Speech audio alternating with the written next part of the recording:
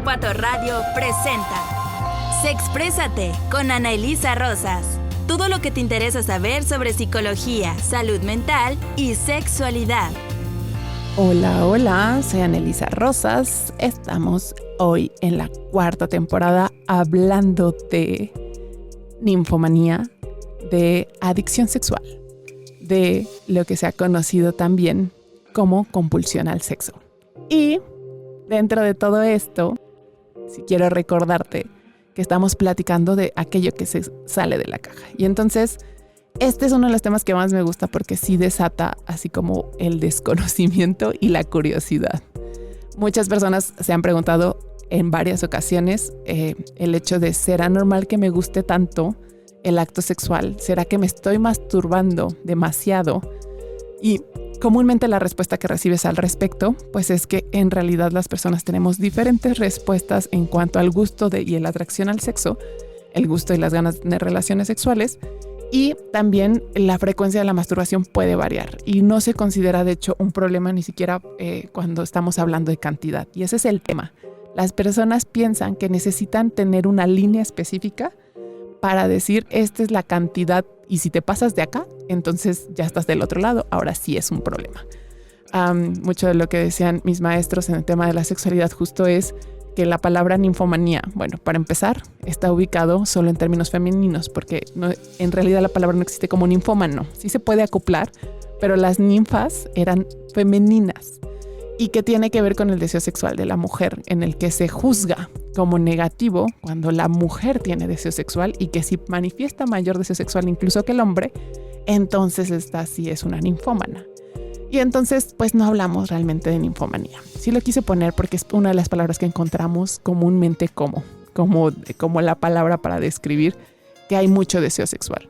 Y bueno, en algún momento cuando voy hablando de estos temas en los talleres o con las personas en la consulta, hablar de deseo sexual pareciera entonces que puede haber mucho deseo sexual. Y el tema con la compulsión o la adicción, que ese sí es el tema correcto, esa sí es la nomenclatura correcta, es que en realidad no es un tema de deseo. Déjame compararlo, siempre lo comparo con el alcoholismo. El que es alcohólico, la persona que tiene una compulsión por la bebida de alcohol y bebidas de alcohol, en realidad no es que tenga un montón de sed. No es que, hasta dicen esto de la sed de la mala, porque en realidad no es sed, es antojo y ganas de tener la sensación del alcohol en el organismo. Y dentro de eso no corresponde a las necesidades de saciedad de la sed. O sea, no tiene que ver con la sensación y la necesidad. Y lo mismo pasa con la compulsión sexual. ¿Cómo saber entonces cuándo es esto de no importa el número? Muchas veces es más bien un juicio, decían estos maestros, decían, pues es que la ninfómana o incluso a quien voy a considerar como promiscuo sexual son aquellas personas que tengan más actividad sexual que yo, ¿no? Porque ese es nuestro verdadero parámetro. O sea, nos tenemos a nosotros mismos con, pues yo me satisfago con tanto. ¿Por qué la otra persona quiere más? O sea, es medio ninfómana, no tiene llenadera, pero es porque eres tu propio el lugar con el que te mide y entonces ahora el que se sale de ese lugar, entonces ahora es el que tiene el problema, el otro, ¿no? Es una manera solo de validarnos. Y dentro de eso no es así. O sea, de nuevo cuenta, aparte de todo esto que estoy hablando en esta temporada tiene que ver con ubicar que existe la diversidad y también existe la diversidad en cuanto a frecuencia y deseos. Tenemos diversidad en cuanto a los objetos, que por eso estaba hablando de fetichismo la vez pasada. Y tenemos diversidad en cuanto a la cantidad y el deseo. Sin embargo, eso no es un problema. De hecho, que yo pueda ubicar que yo tengo deseo de una vez al mes y mi pareja quiere casi cada tercer día o incluso diario. No lo hace un ninfómano, no lo hace un adicto sexualmente, no. Y que en esos sentidos es tan larga la brecha que se siente muy diferente la petición de uno por el otro, ¿no? El otro podría decir es frígido, no tiene deseo, bla, bla, sí. O sea, tenemos una diversidad bien grande como seres humanos. Y estoy hablando de meses, de un solo mes, pero hay quien tiene una cada 6 meses y hay quien quiere tener diario, ¿no? Y se puede ir así una cada vez al año, bla, bla, ¿no? Y que en realidad son diferencias. Y para eso ya hay un podcast por ahí que puedes buscar cuando hay diferencia en la cama en cuanto al deseo sexual. En realidad, ¿cuándo sí? ¿Cuándo sí es un problema? ¿Cuándo sí es una compulsión? ¿Cuándo sí? Esto pues tiene los mismos parámetros que tiene la psicología en general para hablar de cuando es una adicción. ¿Qué quiere decir? Es cuando se percibe de manera compulsiva, que es, por un lado, abarca otras áreas de la vida. Por ejemplo, el estar en el trabajo o en la escuela y tener esta irrupción y necesidad de masturbación, de deseo sexual, que también sucede cuando está, digamos, fuera de lo esperado o de lo normal en cuestión de lo que es funcional.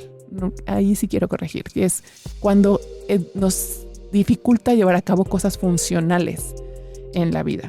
Es decir, ya no puedo cumplir con ciertas cosas, así como le empieza a pasar al alcohólico que ya no puede cumplir con el trabajo porque llega alcoholizado.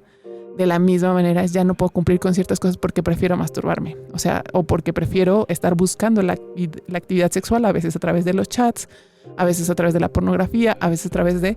Pero que me doy cuenta que estoy dejando de hacer cosas importantes funcionales para satisfacer esto. Y el tercer punto es que muchas veces ni siquiera viene dado justo por el deseo. Las personas que tienen esta compulsión, lo que les pasa es que hay momentos en los que ya se masturbaron, tuvieron su orgasmo, incluso, o ya tuvieron el acto sexual con su pareja, y las sensaciones que necesitan volverse a estimular para generarlo. O sea, ojo, no está viendo el deseo, ya la sensación de satisfacción llegó con el orgasmo y la satisfacción de terminar, pero que se impulsan a volverlo a sentir, y entonces a veces se van a ver pornografía, a veces empiezan a querer que los vuelvan a tocar, que lo vuelvan a tener, porque necesitan, y la sensación es compulsiva, o sea, no es ni siquiera ya de satisfacción.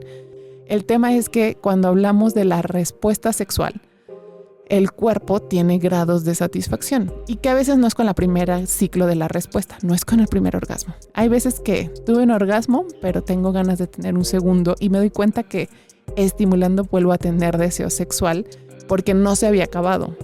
Y entonces a veces tener deseo sexual después de un acto sexual tampoco es compulsión sexual. Cuando empiezas a tomar las piezas de este rompecabezas del que te voy hablando, se percibe como la persona ya no lo está ni siquiera disfrutando, como no es una sensación de como que me quedó un cachito de ganas y lo puedo volver a hacer, y que ocurre de vez en vez. Incluso hay quien le podría ocurrir más seguido, pero que dentro de esto hay momentos en los que con uno quedé satisfecho porque estuvo largo, porque estuvo bueno, porque en calidad me dejó wow, y entonces me siento satisfecho. Y no, estas personas lo que perciben es que no importa la cantidad, la calidad, la sensación del orgasmo, quieren y necesitan. Igual que la cuestión con el alcohol. O sea, la cuestión de quien es alcohólico o alcohólica es que está revisando en qué momento se va a acabar el alcohol y está angustiado porque se le va a acabar.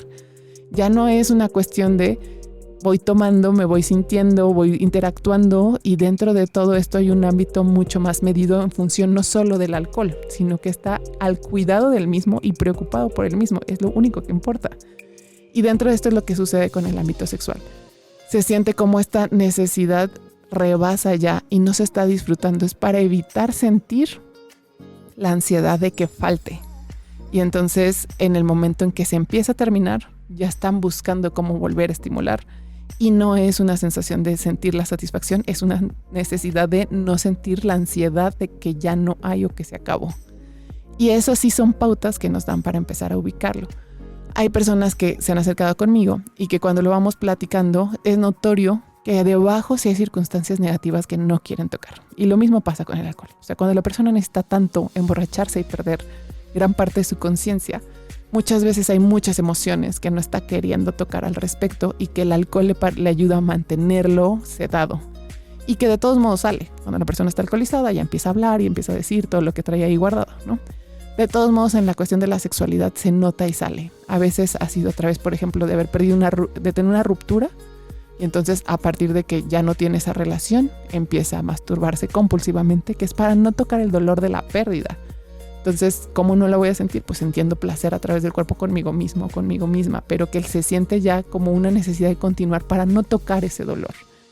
Y también puede venir a través de dificultades en las relaciones. A veces no es que ya la perdí o lo perdí, pero me cuesta mucho trabajo el contacto con el otro y prefiero de esta manera seguirlo haciendo conmigo, y que traen varias circunstancias de ansiedad en la vida, no solo en la relación, pero que se vuelven la válvula de escape el poder vivir a través del orgasmo, que además tiene una respuesta placentera biológica y tiene su razón de por qué nos sentimos tan bien, pero es agarrarse de eso y no quererlo soltar.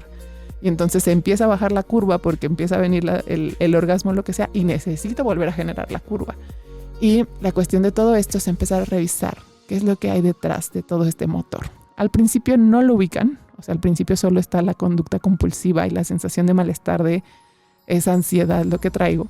Lo empiezan a ubicar, pero con el tiempo empieza a destaparse un poco la cloaca y la caja de Pandora y empiezan a salir las cuestiones emocionales que cubren. Entonces, con este episodio espero que haya quedado un poco más claro. Ya me alargué muchísimo. No es cierto. Estamos dentro de... pero sí, mi intención es que vaya quedando mucho más claro cuándo puedes decirlo, porque en muchas ocasiones, como te lo decía, es solo diferencia en el deseo. Y entonces quien tiene más puede ser catalogado fácilmente como ninfómano, como adicto sexualmente, así porque no es mi deseo sexual.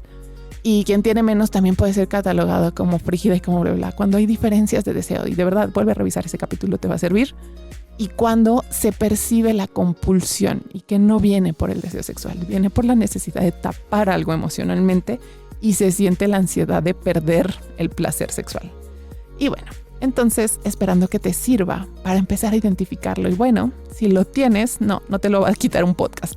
Si lo tienes, tienes que acercarte a las personas profesionales que pueden ir desde los psicólogos, también los terapeutas, de preferencia un experto en sexualidad, sexólogo o sexóloga, que te pueda entonces acompañar específicamente con este tema, quitándole el tabú de cuánto sexo tienes, cuánto deseo tienes y más bien pudiendo trabajarlo desde las formas que son necesarias. Entonces, espero que nos veamos el siguiente capítulo.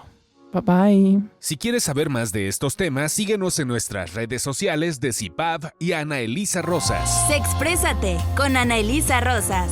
Todo lo que te interesa saber sobre psicología, salud mental y sexualidad.